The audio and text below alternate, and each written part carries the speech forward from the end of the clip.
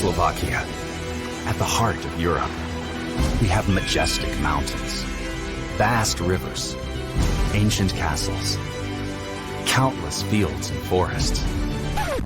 But actually, we're quite small. You know what? Small can be great too. Like this tiny thing, our latest cutting-edge invention, Prodigy, the world's first universal processor. This little chip currently outperforms the fastest processor using 10 times less power. So now we can build the most energy-efficient supercomputer ever. Wait, that's not a supercomputer. This is 15 times more powerful than any current AI supercomputer technology. And we can build it 3 times cheaper right here in Slovakia. But it doesn't just save energy and money. Prodigy saves lives. Lower costs mean every hospital could afford supercomputers to run life-saving technologies. This is just the tip of our new chip's potential. Prodigy also allows data centers to exceed the capacity of the human brain. With 64 quintillion calculations per second, this innovative chip sets the benchmark for brain-scale AI supercomputers, completely redefining autonomous cars, space exploration, aircraft designing, weather prediction and climate modeling, agriculture, or vaccine development, and much more. Imagine the type of super intelligence this could create. We have one more good idea: becoming the heart of supercomputing and AI infrastructure worldwide, available to everyone through the cloud. No, not this cloud. Slovakia. Small can be amazing. Good idea, Slovakia. Small can be amazing. Good idea, Slovakia. Good morning, everyone. Slovakia Jamian. My name is Tarek Jundi. It's my pleasure, it's my honor to be the MC and to moderate the event today. The event today will feature an in-depth discussion around the importance of AI, the importance of supercomputers, which will reach a human brain scale AI in 2022. We all know that faster and sustainable computation speed for AI is very crucial, is very important when it comes to the advancements of many aspects of human life. From drugs discovery to the new vaccination process, to climate change impact assessment, to weather forecast, and more and more. Therefore, if we are to solve the problems of the world, we've got to have the highest performance processor available. And that's what we are going to discover today. That's what we are going to discuss today. And that's what Tachyum is going to demonstrate and announce to the world during the event. With no further ado, I would like to introduce our distinguished guests, distinguished speakers, and panelists, starting with Ms. Ingrid Brocková, State Secretary of the Ministry of Foreign and European Affairs of the Slovak Republic.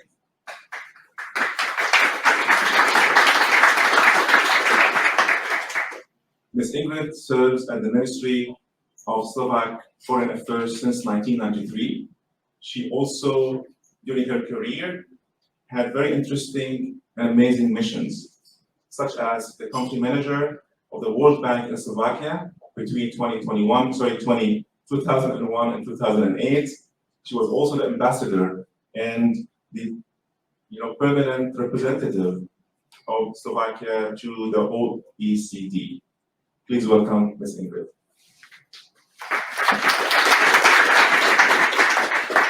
Also, we have with us on Zoom, but we'll wait until they join. Are they with us, Marie?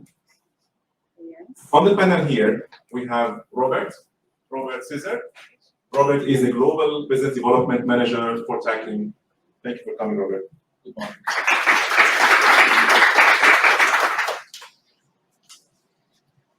Technology problem always happens. Yes.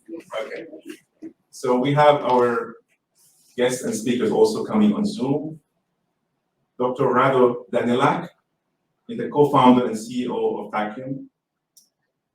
Dr. Danilak has over 25 years of industry experience and over 100 patents designing state-of-the-art processing systems. In 2016, he founded Tachyum to disrupt markets by solving the processing performance plateau of nanometer class chips. Welcome, Dr. Danilak.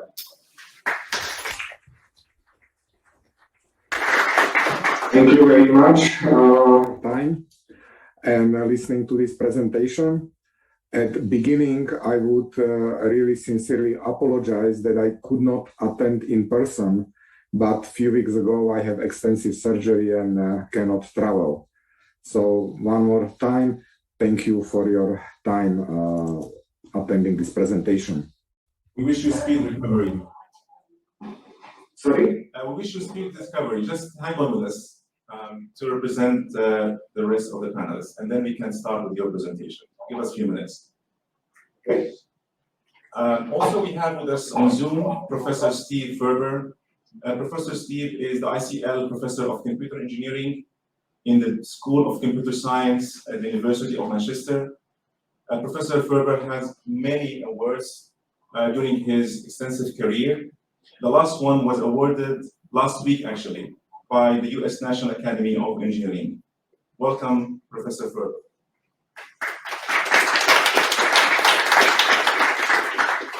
I would like now to invite Ms. Ingrid to open the event and have her keynote speech. Thank you very much. Good morning to all of you. I'm very pleased to see you, such a crowd in our pavilion at EXPO. So, dear ladies and gentlemen, dear guests, it is really my pleasure to welcome you at today's event that proves that even these challenging times of growing protectionism in the shadow of pandemic, Slovakia can show off its success stories. But first, please allow me to congratulate the government and the people of the United Arab Emirates for the exceptional organization of EXPO Dubai during these very difficult times.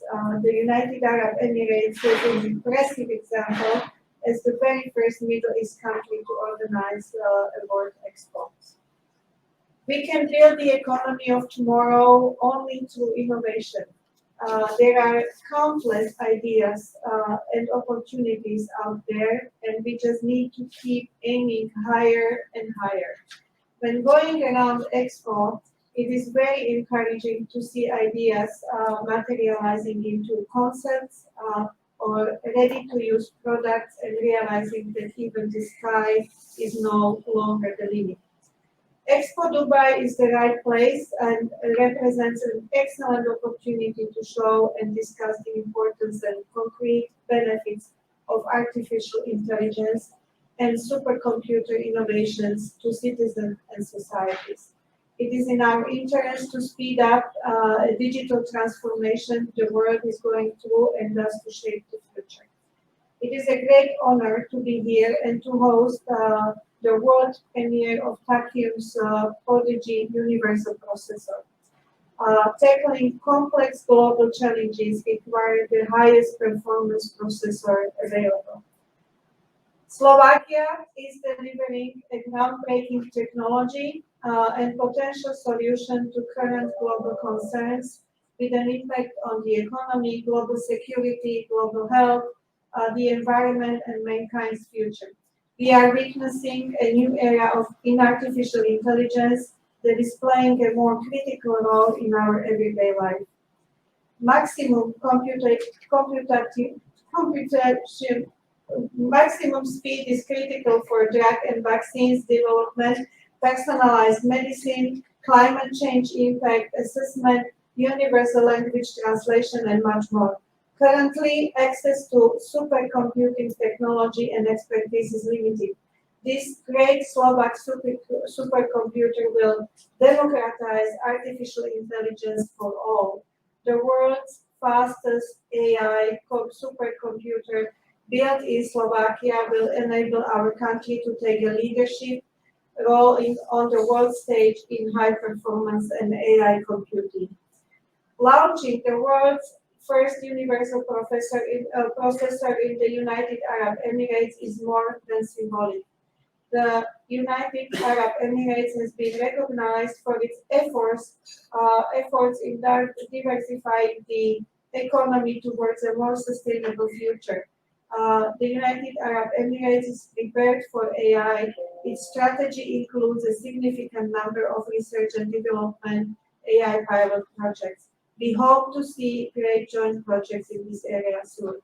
Ladies and gentlemen, I wish you an inspiring and thought-provoking debate. Enjoy today's very special event. I'm very much looking forward to it. I'm very excited, so I thank you very much for attention. Thank you, Ms. Ingrid. And now I think we can move to Dr. Danilak, and maybe you can share with us your views, please. Well, thank you very much, and I have pleasure to talk about event happens only one time in history of humanity, and bringing human brain scale AI to Slovakia by end of 2022. Tachyum is semiconductor company from Slovakia, which is member of EU, and has offices not only in Bratislava and Košice, but also in Silicon Valley, in Santa Clara, and in Las Vegas, in Nevada. The increasing importance of AI is well understood. In last 80 years, number of publications around AI almost tripled, and twice as many people attended the conferences. Also, investment in AI using in cancer, molecular and drug discovery, investment increased 4.5 times, and private investment more than 1.6 times. In last 8 years, number of the job posting and actual job filled in United States in AI space increased 10 times.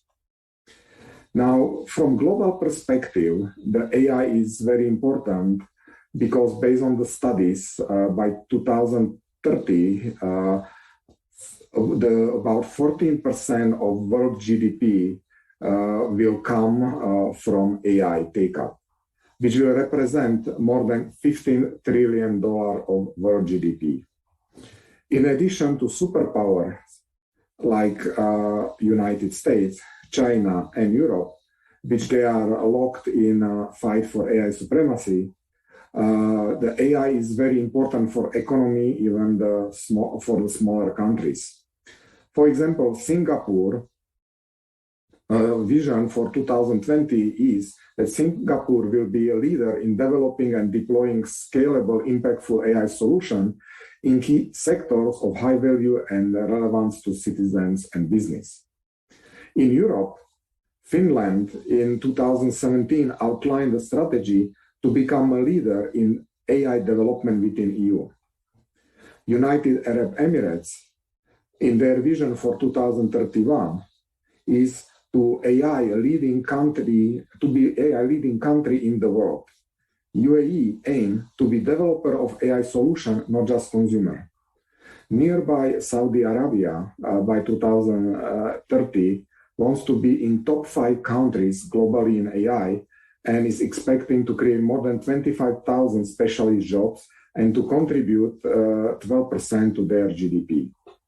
Slovak Republic by 2030 is seeing development of AI as key technology, the mastery of which is prerequisite for future prosperity. Slovakia has a vision to transform from manufacturing to Industry 4.0 research and development, an industry with high added value. And AI is one of the pillars of that government strategy. Now, how the Tachyum can address these challenges? So first was technological feasibility. Can you reasonably build such machine which has enough speed and capacity exceeding human brain? And the chip, what we are introducing, I don't bore you to too much details, which has 128 core, 4 gigahertz, 16 DDR5 controllers, and PCI Express lanes at the 5 nanometer node, basically prove that it's feasible. Even if something is technically feasible, the second question is it affordable? And the Slovakian supercomputer, which is about cost-wise 70 million euros, basically shows that such technology is economically feasible. Next question is energy efficiency, because in 2019, more than 3% of world electricity was consumed by data centers, and its cost is growing more than 15% per year. During COVID is actually 20% per year, which would mean by 2030, more than 10%, and by 2040, more than a third of planet electricity will be consumed. So the fact that Tachyum technology provides same performance as CPU at 10 times lower power is very essential, and also is reduced cost is very important. Now, the last aspect, it's coming from universality. And why is it important? Because some study pointed that in the world, there are in commission installed more than $300 billion of servers, and which they are on average used only 40% of the time. So we can say that $180 billion of the equipment is unutilized, and having universality to unlock this $180 billion of equipment to be used through universality will be incredible, powerful boost to speed up adoption of AI. Tachyum Prodigy impact, while it's one of the focuses, artificial intelligence, machine learning, also is on supercomputing when it provides huge benefits and allows to build a multi-exaflop machine in the next 2-3 years. Also, primary market is actually hyperscale data centers, where through the technology of the Tachyum can be transformed to universal data centers. And of course, the AI on the edge is important, and the supporting edge data center is also in the charter of Tachyum technology. So let me introduce the first universal processor, and what we mean by universal processor, that it replacing 3 chips used today. Microprocessor used for example, application like databases and web serving. Then GPU, which are used for high performance computing or supercomputers, and special AI accelerator, sometimes called TPU, for AI. And we extend the processor technology to include additional AI data types from 64-bit to 4-bit. We have incredible high bandwidth, 32 terabytes on the chip. We designed the architecture to minimize wire delay to get power efficiency and speed. And it's basically universality is coming from the fact that one chip can take care or replace 3 different functionality. So when the servers are not used in the night because people are sleeping, rather than running them idle, they can be used for AI or supercomputing application. So that's, I will not bore you with too many technical details. Now let's compare how the Tachyum supercomputer will stack in the world and how it compare with its 64 AI exaflop performance. If we compare that to Italy Leonardo supercomputer, which was built last year and was presented in UAE a few weeks ago, with performance 10 exaflop, the Slovakian supercomputer will be 6 times faster, even that is 3.5 times lower cost. So it provides 20x higher performance per dollar. Compared to US Perlmutter supercomputer, Slovakian will be about 16 times faster. And compared to company which Tesla is building for training self-driving car, will be almost 60 times faster. So it's truly leadership and number 1 in performance, and technology for building that will be available this year. Now, benefit for the world are many. We will highlight only few out of many. In telecommunication, oil and gas exploration, which is relevant for the region, climate change, drug discovery, relevant for COVID and vaccine, and autonomous driving. So for the technology like this, the sky is not the limit anymore. So if we talk about the telco, telco is transitioning into 5G network, and AI starts to be used to optimize the overlap of the band on the actual cells, and is very essential for them. In addition, it allows to improve the customer service and interaction, security, and that drives new business. The importance of high efficiency helped telco to reach carbon neutrality much earlier. If you look into oil and gas industry, there are powerful implications. Let's make that implication an example on exploration, where, for example, during exploration phase, there are ships which they are carrying sensors behind the ship, and they store the data. And frequently, the ship gets docked, data gets processed, and interesting locations are discovered. And then ships a few weeks later, sometimes months later, will go back to the interesting location. Now, if the supercomputing technology is small enough and low power to be on the ship itself and can process data in real time, you know, the interesting features can be discovered in matters of hours, and ship can return to important location in few hours rather than in few weeks or few months. So the powerful hardware will change the dynamics and shorten exploration time and improve efficiency. The AI can be deployed and is deployed in upstream, in surveying, drilling, well completion, production, well abandoning, in midstream, in optimizing pipeline and other transport methods, downstream in production of refined products and logistics, and in other areas in fuel price forecasting, computer vision, and AI-driven loyalty. Also, the supercomputers are key to understand climate change, and we want to address the climate change, we should understand it first. Everybody probably remembers the Al Gore video from year 2000 showing in animation how the Manhattan in New York will get underwater. And now, 22 years later, we can see it was completely wrong. Question is, what happened?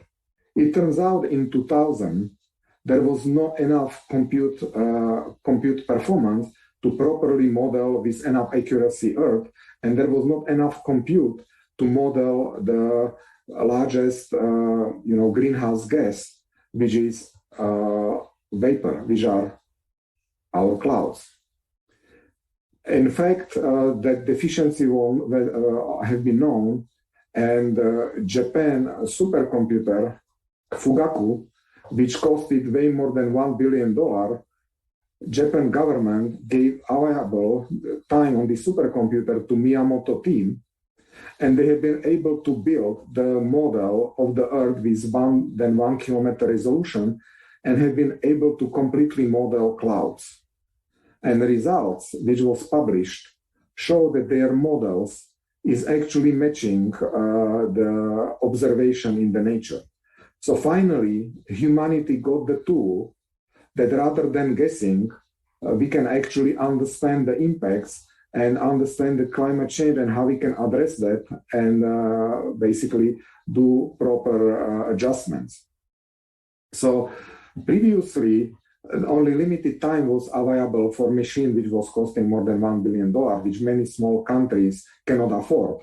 But through the Tachyum technology, bringing that below $100 million is a tool which other countries can use to properly address the climate. Let's talk about drugs discovery and vaccines, which is very, very relevant for COVID-19. Something interesting happened in about 2 years before COVID, and Lawrence Livermore, together with UC San Francisco and a few others, first time they created a system which model human chemical interaction, and they have been able to basically do the drugs discovery on supercomputer rather than through conventional process, which takes more than 6 years. So that discovery and technology was essential to develop vaccine at warp speed in less than 1 year. And when COVID started, even supercomputers, which have been recently decommissioned, was recommissioned back to help humanity to fight the plague of COVID-19. So in this area, while the first technology was used on a supercomputer from Lawrence Livermore, which is tasked with developing tools for nuclear and thermonuclear weapons and maintenance, Tachyum technology will allow that to bring it below $100 million. So many organizations, countries, and companies will be able to afford that, thus bringing low-cost HPC and AI to be available for good and for all humanity. One special field or special area for EU is in automobile industry. Germany has huge exposure to automobile industry, and Slovakia is the largest producer in the world per capita of cars. So that industry is very important for future of Slovakia, and especially aspect of self-driving car. Now the EU is competing against Tesla and Google, and Tesla, for example, is collecting about 5 million miles per day of the video to train the self-driving car. And they already collected more than 15 billion miles collected. That would be big challenge for any European company to catch them. And that's where the government can help stepping in by basically required, like in Japan, for part of their black box is the camera, which allows to understand how the accidents happen. If such a camera, which now is becoming a requirement for electric cars in Europe, would be connected off-peak through 5G to collect data, then European Union can very quickly catch the Tesla and Google in collecting the video for self-driving car training. The second problem would be how to catch training algorithms, and that's where the supercomputer like Slovakia will have by in next 12 months will basically help a lot, because being 60 times faster than Tesla supercomputer will allow to speed up training more than 10 times to 20 times. That would allow to catch, thanks to Slovakian technology, the car industry in Slovakia, Germany, France, and Italy, and compete in a global market. So the supercomputer is perfect fit. And later, since the technology is affordable, the car vendors will be able to have their own supercomputer like Tesla has.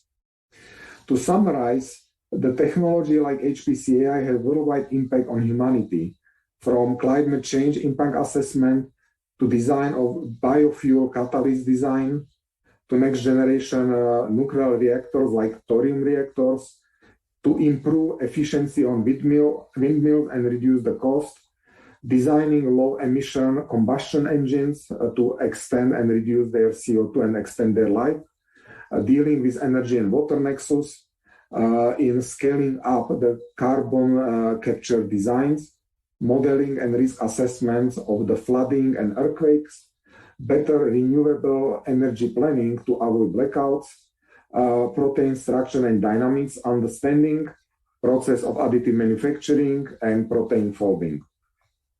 In summary, Prodigy breakthrough computational density will increase exascale performance across a broad spectrum of use cases and applications. Prodigy will democratize HPC and AI due to its much lower capital expenditure and operational expenditure compared to what is currently available. Prodigy is scheduled for production release this year and will enable paths to hundreds of exaflops, AI exaflops, by next year, and conclude to first in history humanity brain-scale AI. In conclusion, I will share the information about Slovakian supercomputer, for which the government approved money in European Union approved money from recovery funds in amount of 70 million euros, for which it will deliver 64 AI exaflops and more than 200 petaflops of double precision. If we compare that to a machine built in Italy, Leonardo, for 214 million. So 3.5 times lower cost machine will provide 6 times faster performance, providing 20 times more AI performance per dollar and per euro, which is very significant, and 8 times more performance per dollar in supercomputer double precision case. The machine is relatively small, consisting less than 100 racks, which is size of one floor of large house. So it's not very big. From power consumption will on average consume estimated around 12 megawatts. This machine is architected by group NGO non-government organization called I4DI, which includes top leading companies in the world. In the space of the storage is number one world leader in storage Seagate. In the case of the networking is edge core networking, which is used by large hyperscaler today. We have WWT, which are expert on integration, Academy of Science to basically provide proper information and how to operate machine, InnoCloud to spread the technology across the Europe and across the world, and many other partners. That architecture is based for a National Supercomputer Competence Center, NSCC, which will provide the services and make it available to academia, government, universities, Euro HPC, small and medium enterprise, Academy of Science, SAV, and the enterprise. And this will basically usher a new era of human and superhuman brain AI for humanity. With that, I conclude my talk and thank you very much for listening to this breakthrough disclosure. Thank you, Dr. Danilak. An impressive data points and very powerful case studies and examples. Please stay tuned for the Q&A session. I'm sure we'll have a lot of interactions. I would like to move on and ask Professor Ferber to deliver his presentation. Professor? Hello and good morning. Let me just share my screen. So I'm going to talk about human brain scale AI, which Rado mentioned several times in his talk, and think about whether it's coming soon. I'm Steve Furber. I'm Professor of Computer Engineering at the University of Manchester, and I lead the Spinnaker project at Manchester, which is the world's largest neuromorphic computing platform supported by the European Union Human Brain Project.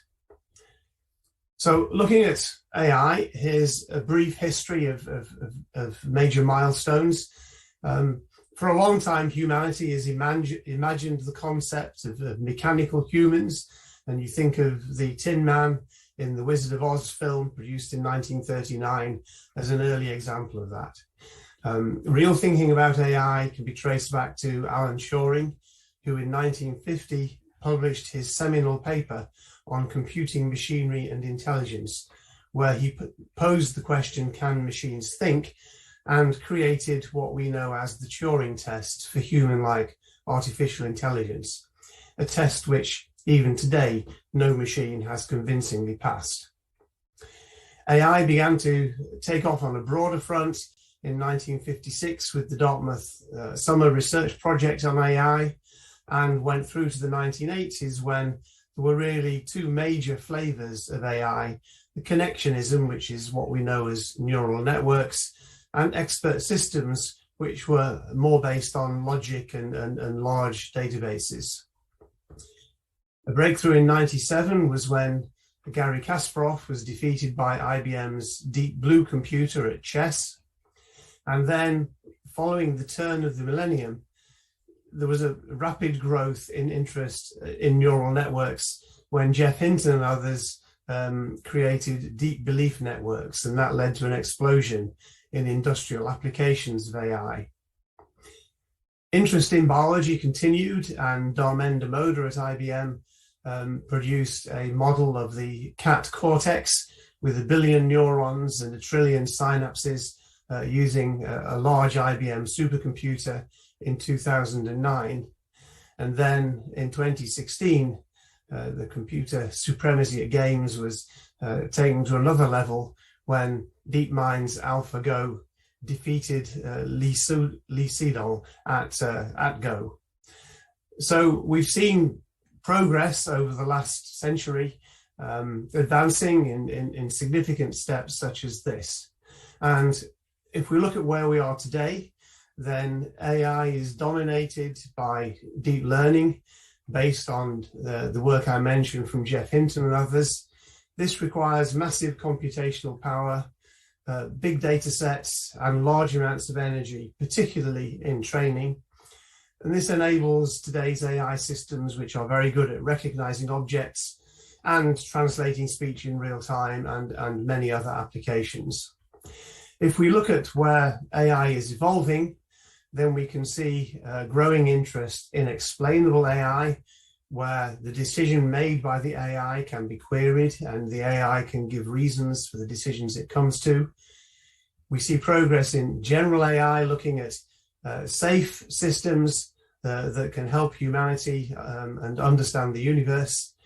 And the area of my particular interest is in brain-inspired AI, which is bringing more biology into computing in a form known as neuromorphic computing, which is characterized by the use of spikes, as in biology, for communication within the system and event-based processing. So what we see is that as of today, AI is evolving rapidly in many directions, and this underlines the requirement for general purpose computing platforms rather than platforms specialized for a particular flavor of AI, so that we can continue to make advances whilst it's still far from clear which of these directions will be the most promising in the future. If we look at a characteristic industrial AI system, then we see something like this rather simplified picture, where there's an input at the left, which is frequently an image, and this then passes through many layers of neurons, and to the right-hand end, where there's a classification layer, and the classification layer that says the image is a cat. If it's correct, that's fine. If it's incorrect and it says the image is a dog, that's an error. And that error is then propagated back from right to left through the network, adjusting millions and sometimes billions of parameters until the network says it's a dog. The network says it's a cat and is correct.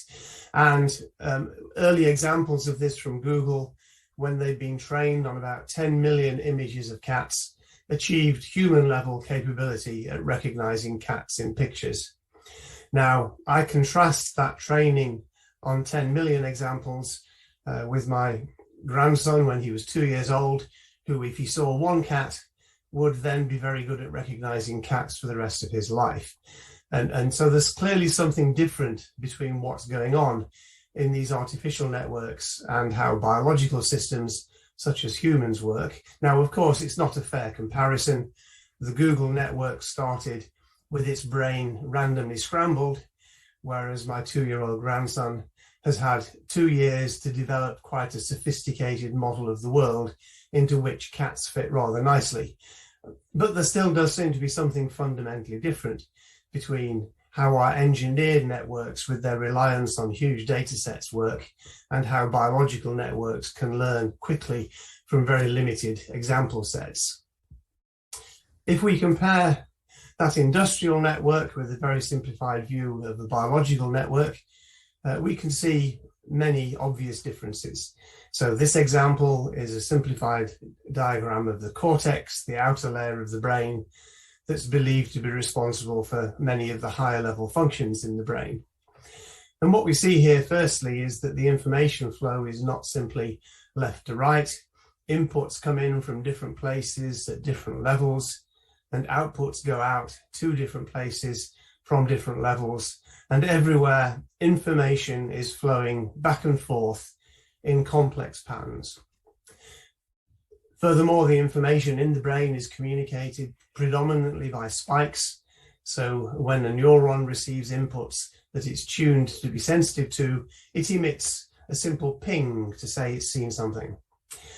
Contrast that with artificial networks, which communicate continuous outputs. Now, this network structure looks complex. It's very interesting. Why don't we use it more in engineered solutions? And the answer is we don't use it because we still today do not understand it. There's a great deal about the brain that's not understood. And even this relatively compact circuit is something which is still the subject of a lot of research and study. And maybe we will understand it sometime in the near future, but we're not there yet. So interest in the brain has led to a development of this field called neuromorphic computing that was created by Carver Mead at Caltech in the 1980s. And Mead observed that the equations that described the flow of ions in ion channels in biological neurons and the equations that describe the flow of carriers in subthreshold analog transistors are effectively the same. And therefore, there's a very close analogy, and you can build electronic circuits which very closely emulate what's going on in biology. And he and his team developed a range of sensors based on these principles, supporting sensing such as touch, hearing, and vision. And that was the foundation of the field of neuromorphic computing. So why is there this interest in the brain? And in Europe, we've seen this interest develop over the last decade in the form of the EU-funded Human Brain Project, which is a very large project with a nominal €1 billion budget involving well over 100 universities and other institutions across Europe. Why is there still interest in research in the brain? Well, I've explained some of this. We don't understand the brain, but we'd like to understand more. So one of the focuses of the Human Brain Project is to advance our understanding of the brain. Of great economic importance is understanding diseases of the brain. These cost the developed economies more than heart disease, diabetes, and cancer put together. So they're hugely economically important. And of course, they're very important for the quality of life of those people affected by them and their families and friends. So they're very important. And because we don't understand the brain, it's very hard to develop treatments for diseases of the brain, because today pharmaceutical developments are based on understanding mechanisms, and we don't have that basic understanding of the brain's mechanism. But the third focus of the Human Brain Project is to develop future computing technologies, and these are technologies principally based on what we do understand about the brain, and this is where neuromorphic computing comes into the Human Brain Project, which has a focus on building machines, developing algorithms and architectures, and the theories that underpin those and applications that make use of them. So within the HBP, there are two neuromorphic platforms that are supported. Both of these platforms were developed before the HBP started, but they've been supported within the HBP, and the HBP has been funding the development of second generation versions of these platforms. The first of these platforms is the Spinnaker machine, developed by my group at Manchester in the UK. This is a machine that's based on a many core architecture. So we use large numbers of conventional small computer cores. The big machine in Manchester has 1 million cores. And these cores all run software which simulates the equations that govern the behavior of neurons in the brain.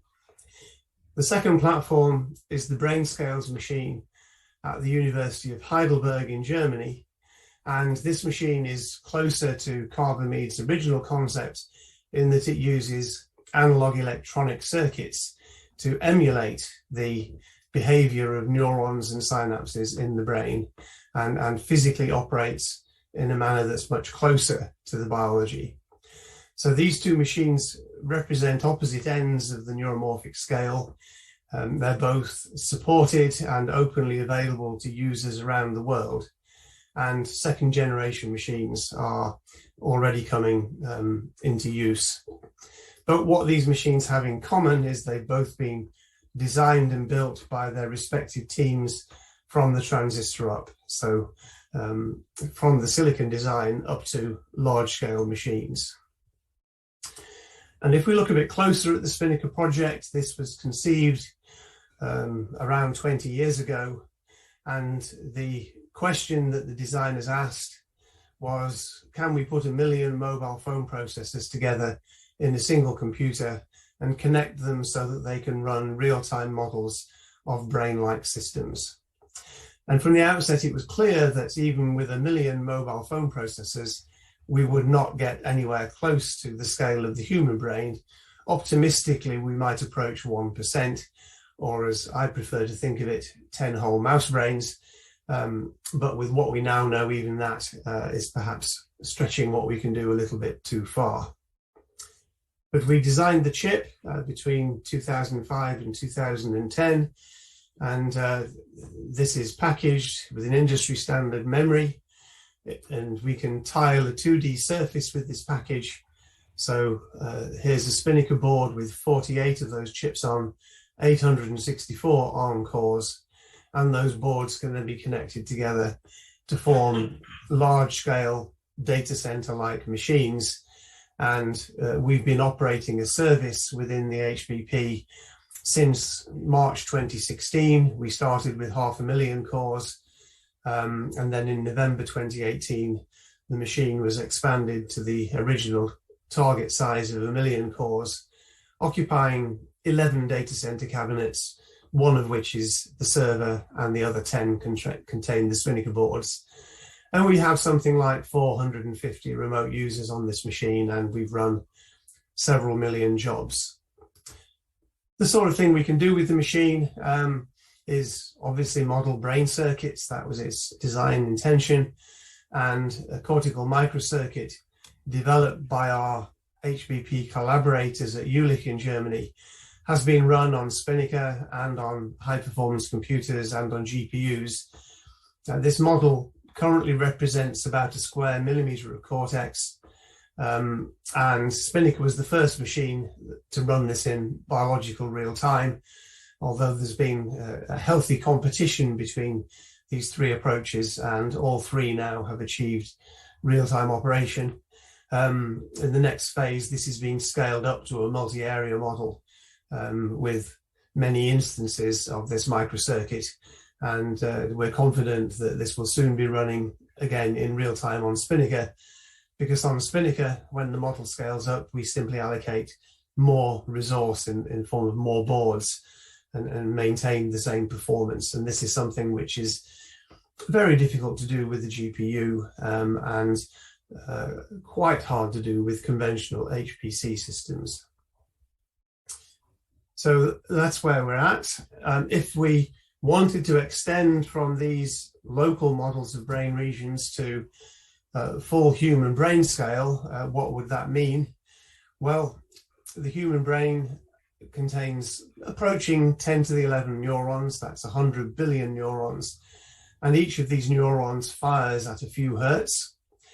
The neurons are connected through synapses, and there are something like 10 to the 14 synapses.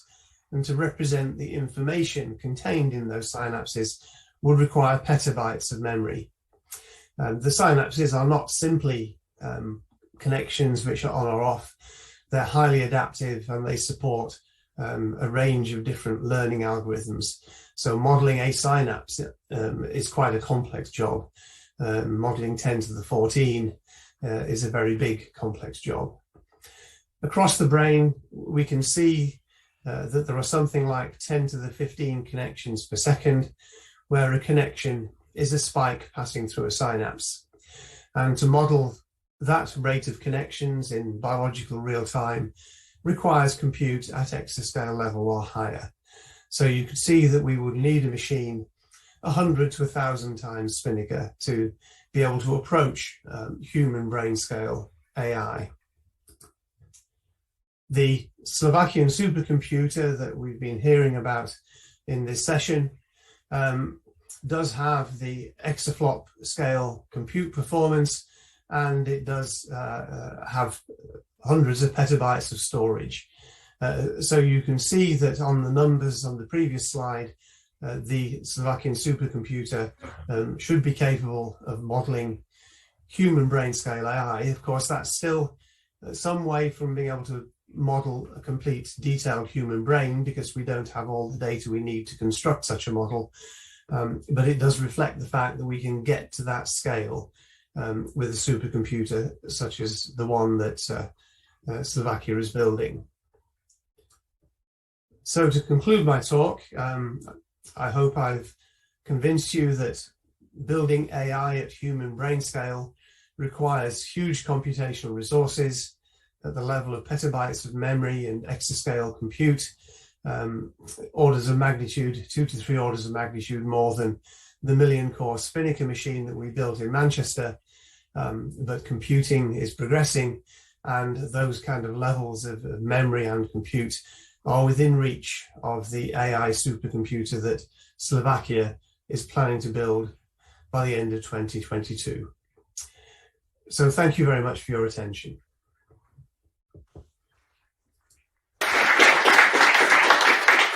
Thank you, Professor. Thank you very much.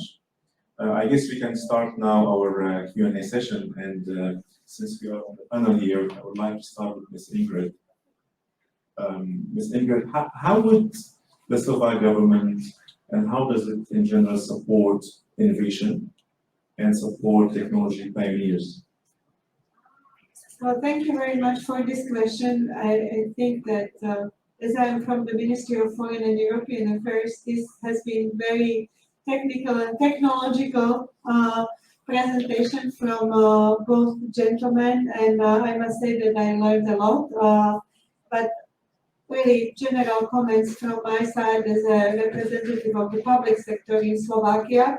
But I would like to maybe extend the view not only from the Slovak side, but also from the European perspective and from the world perspective. I remember when Slovakia had the presidency in the OECD, that was 2019, and the OECD prepared the first recommendations and principles how to use the artificial intelligence.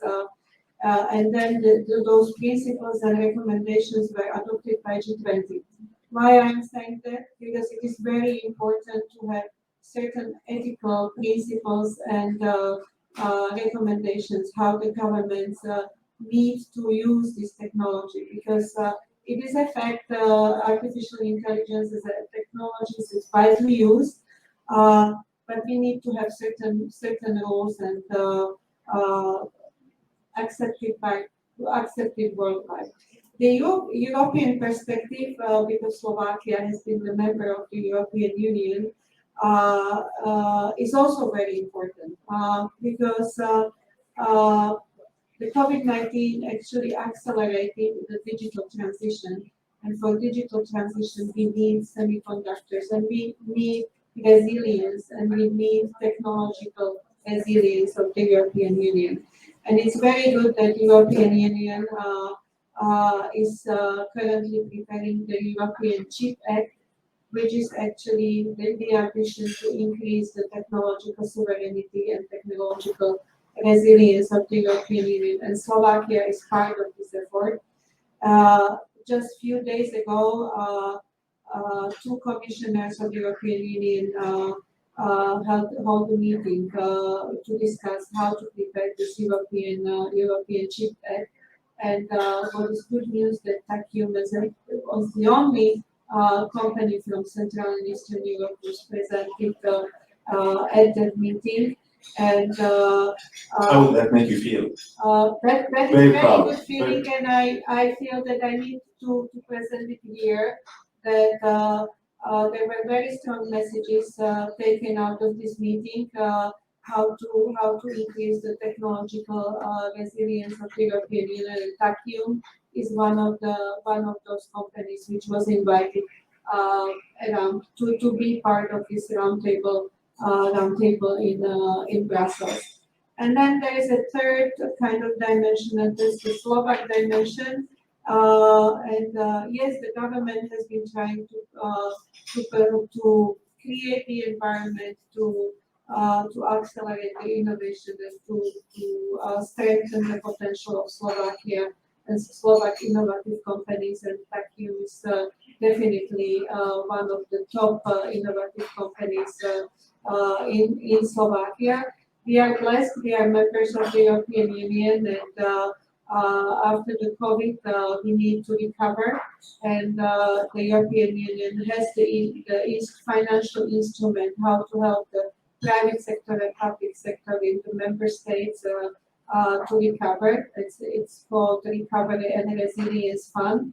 And through this fund, and also through the EU structural funds, and also to our own sources, we support and we financially encourage the companies to innovate and to be part of the international endeavor. Thank you very much, Mr. Ingrid.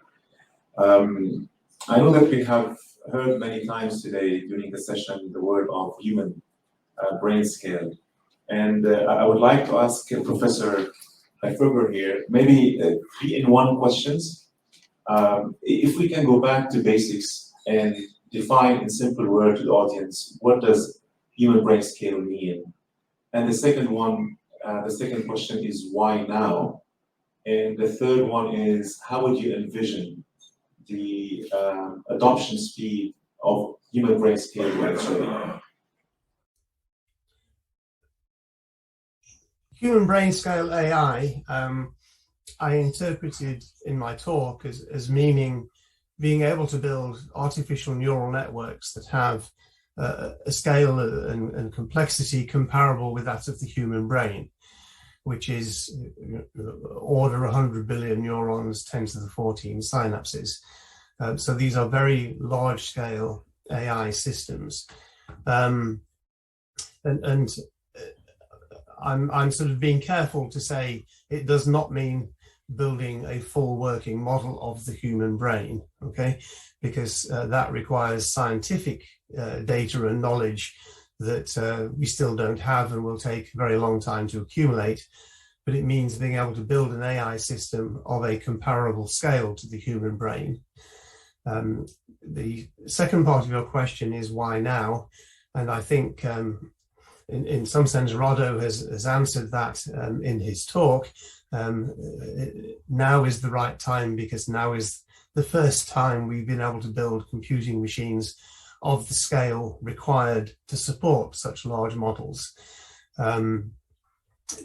Exascale computing has been an objective of the high performance computing business for the last 5 or 10 years, but we're only just approaching the point where we can make machines of that scale.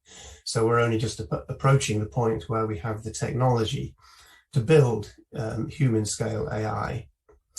And the third part of the question is how easy will this to be adapted? Well, I think initially it will be quite expensive to run models of that scale.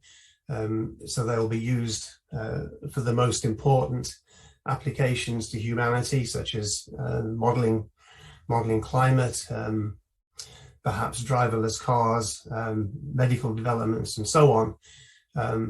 So we will not see human brain scale AI built into smartphones that everybody carries around for quite some time yet, although it's quite possible that the wider population will have remote access to such machines for certain key applications, just as at the moment, if you use a mobile phone for speech recognition, often that recognition system is running on a remote data center, which is an expensive installation, but the individual user's use of that expensive installation is quite small. Great, thank you, Professor. And Dr. Danilak, staying on the same subject, what would Tachyum bring to the world when it comes to human brain scale, specifically from application on the commercial standpoint? So what it will bring, I tried to already outline that. Basically, there are more than $300 billion of compute infrastructure servers in commission in the world, which they are specialized and are used only for us, the servers.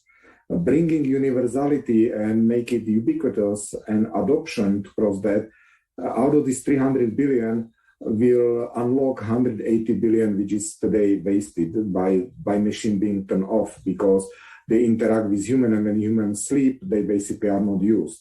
So, it will be equivalent of $180 billion investment into AI space.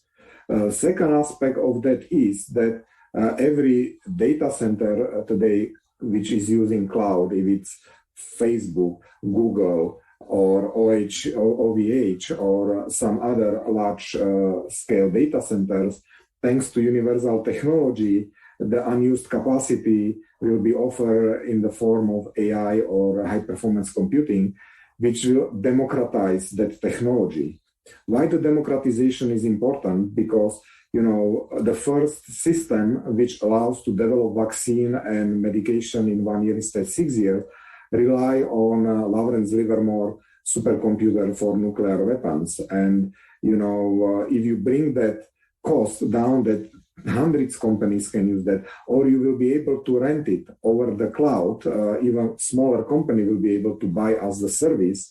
It will really bring the technology to the hands of humanity, everybody. It's like, 50, 60 years ago, you have these big machine mainframe computers, and only very few companies can afford them and take advantage of that. And look, today we have more than mainframe, 100 times faster machine in your cell phone, and everybody is using to access the information and basically make smarter decisions and help the life of the people.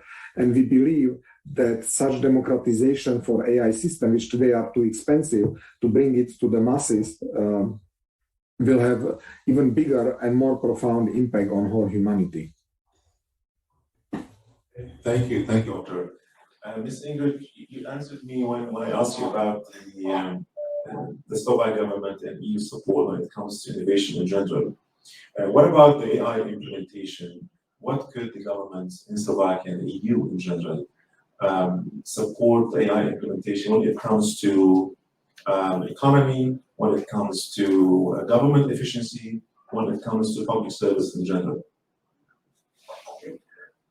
So the AI is already used widely in practice, from optimizing flights to improve efficiency of combustion engines and so on. But there are other aspects where AI can have profound impact for European Union.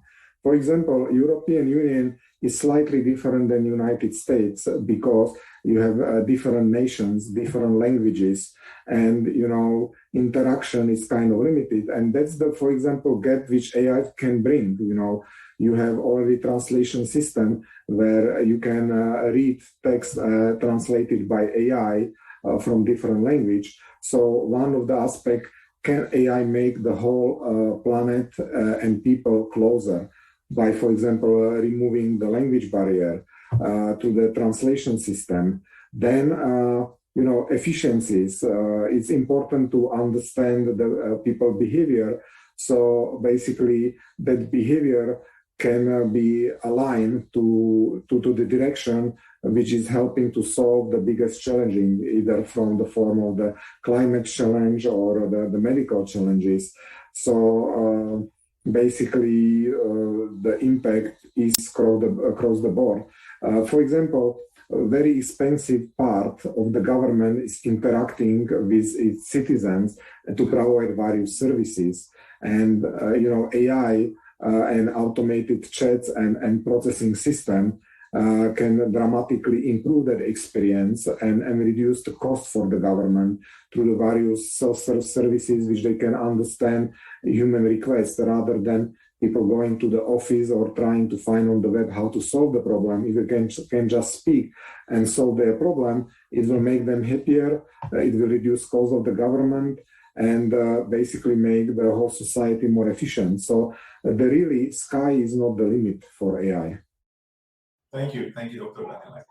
Ms. Ingrid, anything to add from your side on the same question, please? Yeah, well, I think a lot of has been said.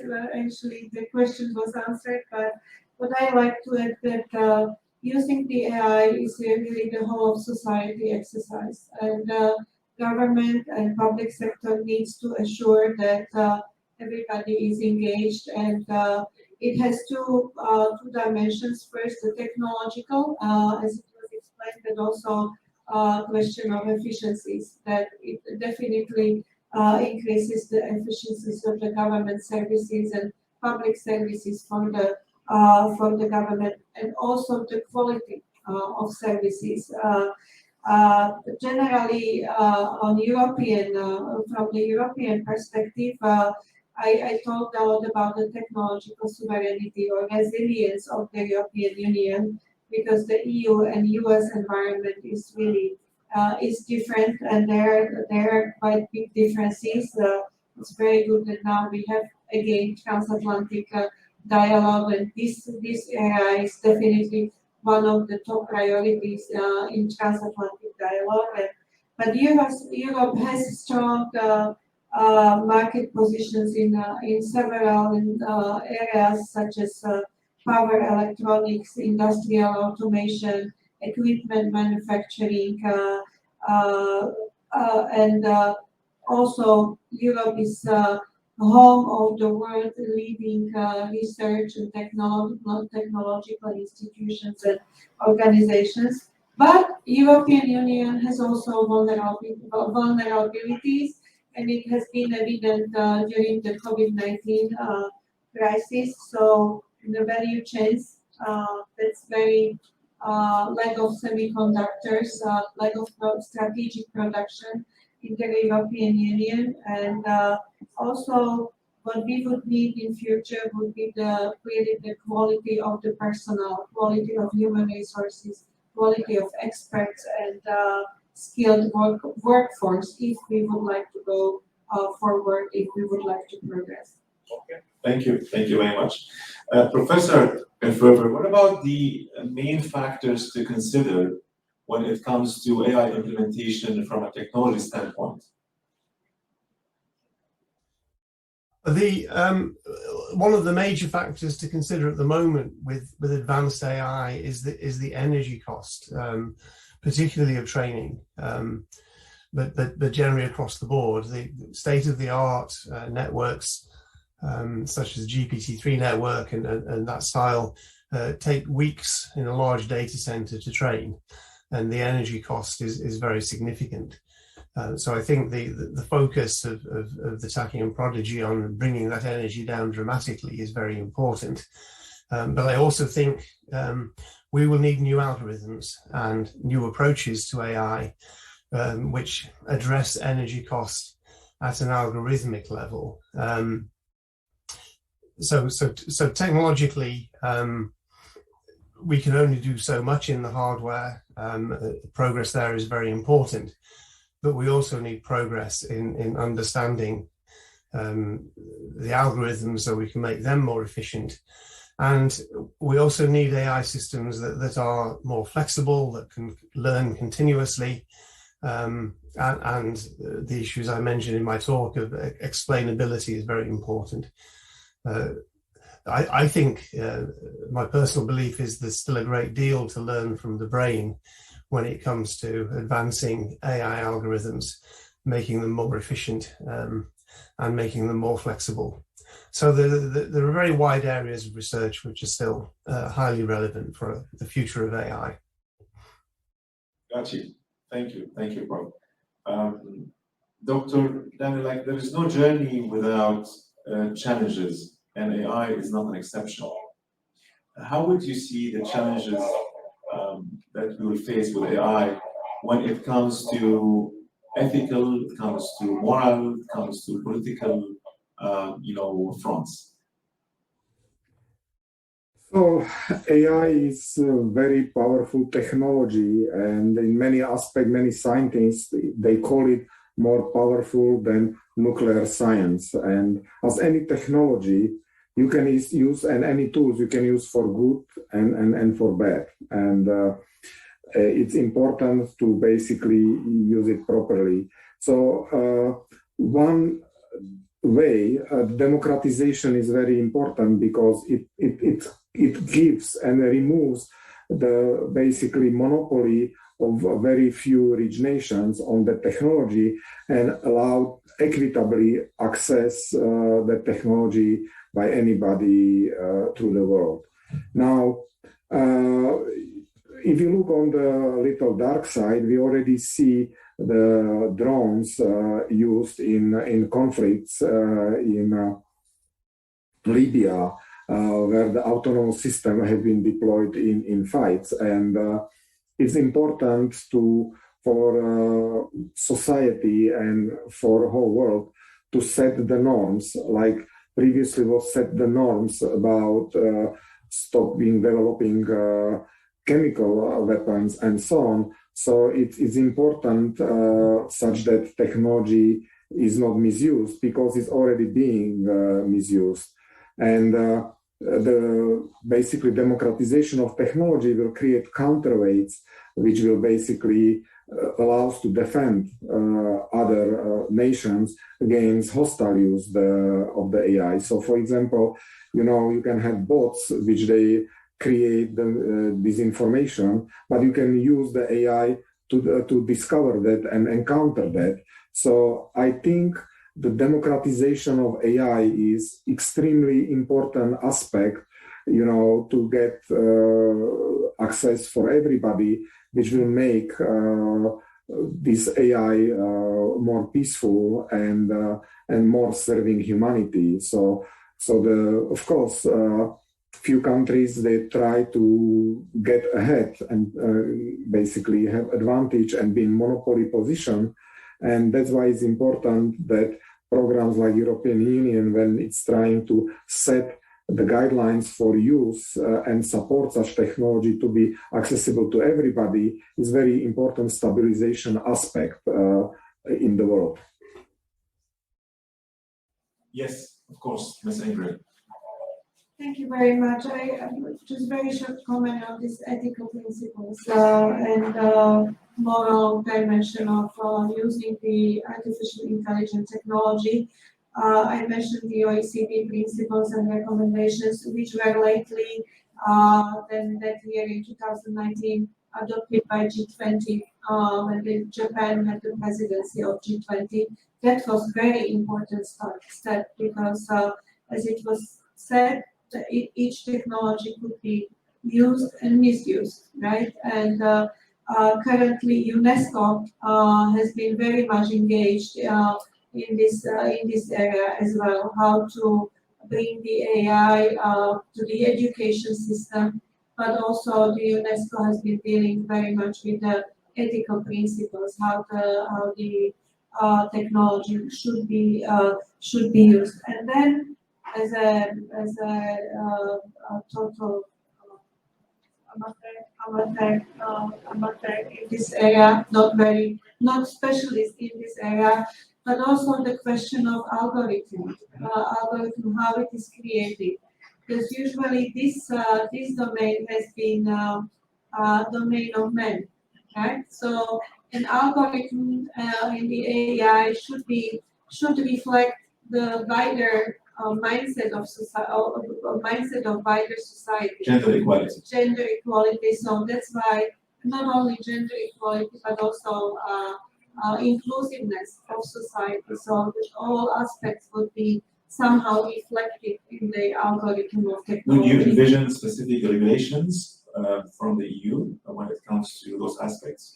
No regulations from the EU, but not only from the EU. I think G20 could be a very good platform because it is a global platform, not only the EU or the US, but this is a really global initiative. Yeah. Thank you, Ms. Ingrid. Thank you.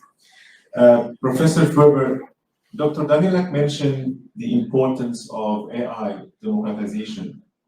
From your point of view, what would be the impact of such democratization on the R&D and the technical community? I think democratization of all technologies is important, as far as possible to put the technology in the hands of the widest population that is possible economically and practically. I think democratization is primarily about the use of the technology, and R&D is primarily about the improvement of the technology. Those two things can have something in common, and of course we learn a lot about what's important about technology only when we see how it's used by a large population of people. Often the use of technology by the wider population is a big surprise to the research community. Nobody anticipated the enormous use that texting was achieved on mobile phones.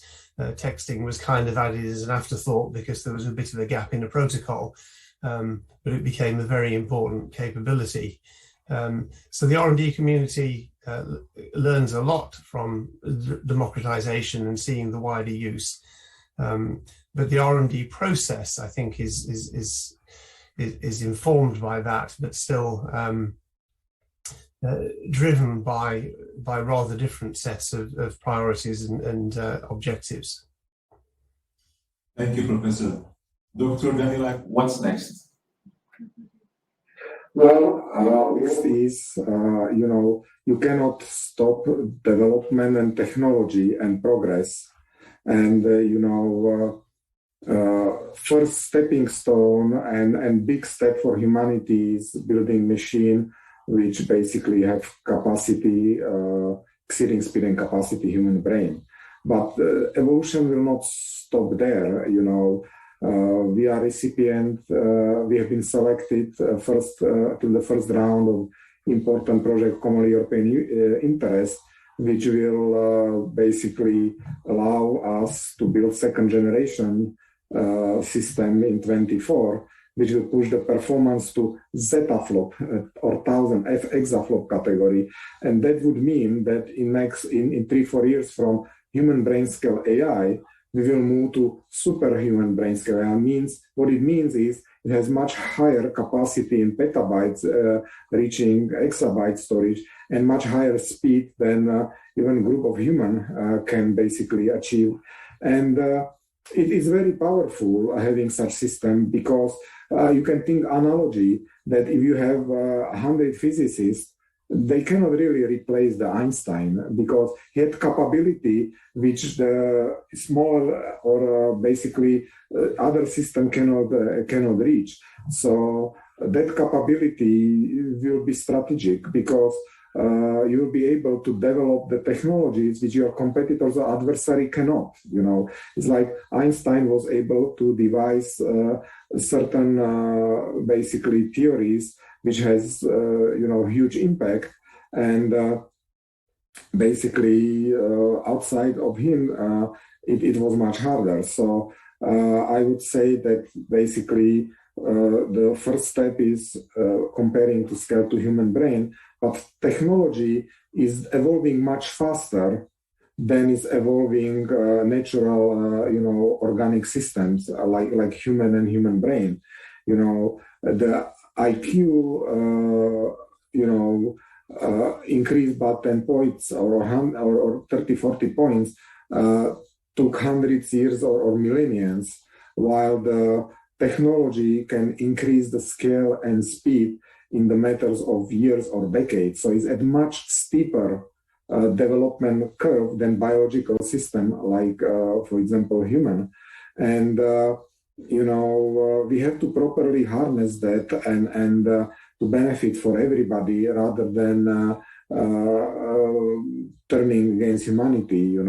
Even today, society has to prepare that you have technologies which, automate a lot of, brain intensive or cognitive functions. The Industrial Revolution freed the basically muscles of human and replaced with machine. And this revolution is freeing the law and cognitive capabilities, which will require that society, people will have to be retrained to more creative, basically type of the jobs. For example, you have a company like Automation Everywhere, which are able through the AI to automate a clerical function from accounting, audits, and many operations which today employs tens or 100 millions people in the world, and they will need to be basically retrained and refocused to more creative basically jobs.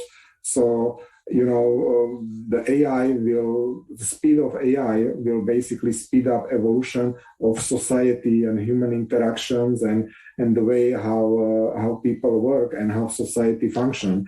And like when a cell phone or iPhone show up, we did not even know how people will use it. So we don't exactly know yet all the benefits which they will show up from that rapidly evolving technology. Absolutely, and I guess we've got ahead of us a lot of preparation. It's not the efforts of one entity or one like public sector or private sector. It's combined efforts, and we've got to be ready from regulation, from market landscape, and also from social, as you said, social readiness perspective. And I guess before we close, maybe it'd be useful if we can open, the questions to the floor. If there's any questions from the audience to our panelists, we're ready to take it. No pressure. Yeah, let me give you the mic.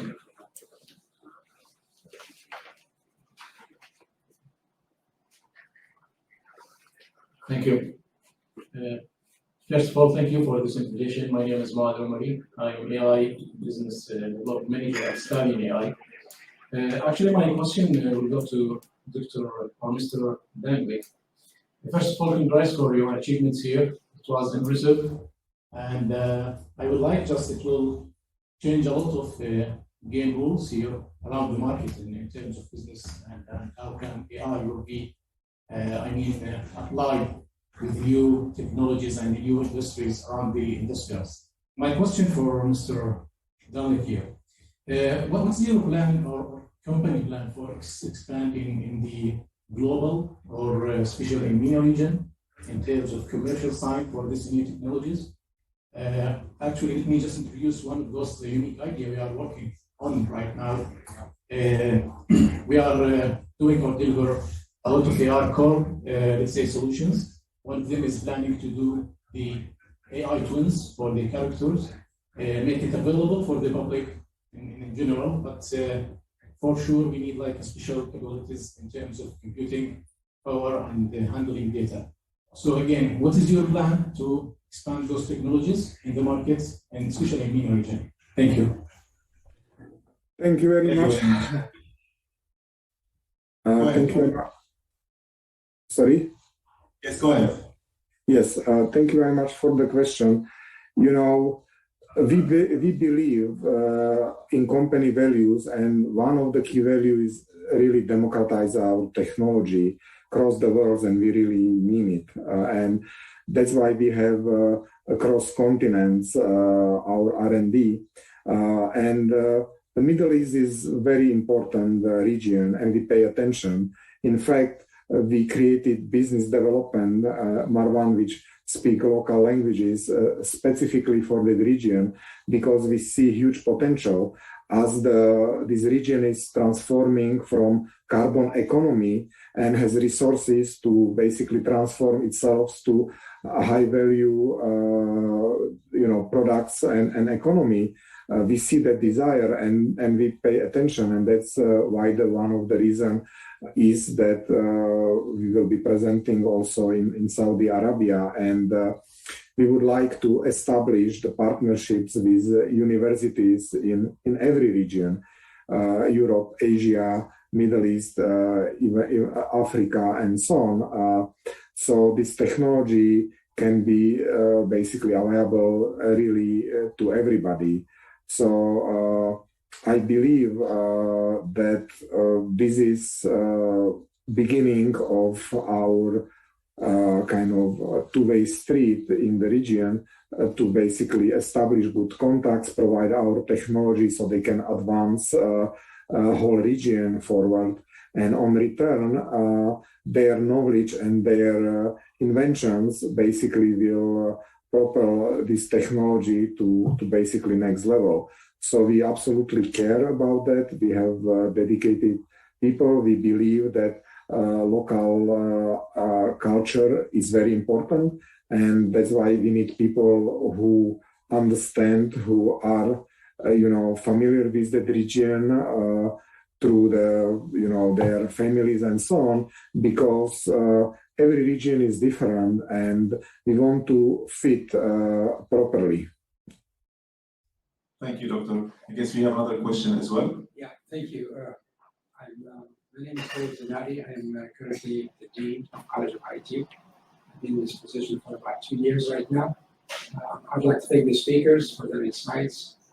And then I'm amazed and very, very pleased to know that Slovakia is doing it, as opposed to actually speaking about it, like many countries of Europe. So congratulations for this achievement. It's just like the second speaker actually emphasized, the computing performance is important. There is no question about that.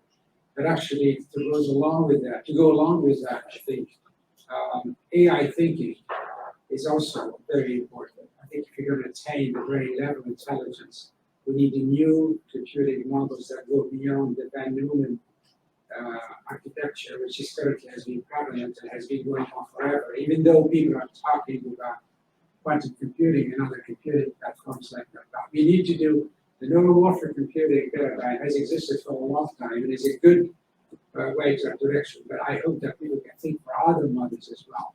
And this is a question actually for you more so than anything else. Research is expensive. Research is extremely risky. I was the division director of NSF for a long time, and we spent millions and millions of dollars and we wait for that proposal that changes everything and pays back NSF everything NSF has spent in that topic. Google is one of those stories, actually successful story. We funded at $750,000, I believe, in the beginning, and it transformed the economy of the world, not only the United States. So there is really, I understand that research should pay back, but there is also merit in investing in fundamental research that is high risk, potentially rewarding. So Slovakia showed that it can compete with the big guys and achieve, progress in hardware. Are there plans for you to actually fund fundamental research where people can think freely and be able to achieve the same level of success? Thank you. Thank you. Ms. Ingrid?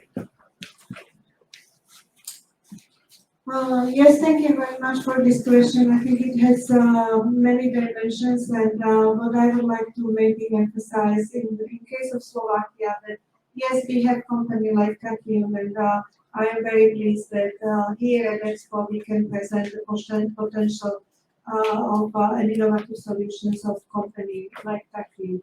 But we have some of other as well, but as a small country, I must say, and with the underfunded research and development, especially fundamental research in Slovakia, that still there is a lot of effort to be done and a lot of energy to be invested to support the research and development in Slovakia. When you look at on the statistics, according to the OECD numbers, Slovakia is still investing very low percentage of the GDP to the research and development. But here I would like to say that the answer might be the private-public partnership. Each sector has the role to play, and we in the public sector need to take care of environment which would be inclusive and which would support the innovative solutions, and we need more the partnership with the private sector, also in the fundamental, in the basic research and fundamental in the basic research. So it's a long way to go. I also said that we are, as a small country, we are blessed that we are members of the European Union, because European Union has at least two big advantages. One, is that you can network, you can build the partnerships across the countries to build a network of research and development organizations, and that's a big advantage for Slovakia. And the second advantage is the financial resources.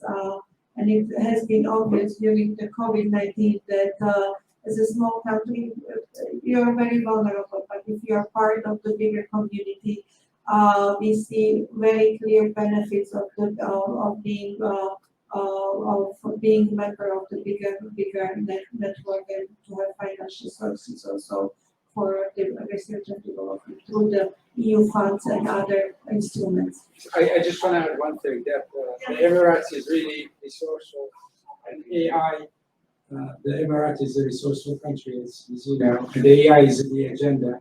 It actually takes the university for the AI. There's a minister of AI here, and they're very serious in fact. So any possibility for collaboration, I would love to see that happen between the two, including my college, myself, but also the other colleges here that focus on AI sciences. Thank you, Doctor. Ms. Ingrid, maybe if we can share with us your final thoughts, we can close the event. Any final thoughts or closing thoughts?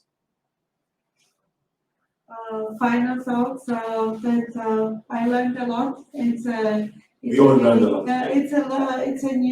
area of approaching the living, and so I very much hope that we as a government would be able to create the environment which would enable, which would encourage other companies to come up with the innovative solutions. And I think that COVID-19 actually has been a crisis, but has been also the opportunity, and it accelerated a lot and mobilized the research and development in many countries, also including Slovakia.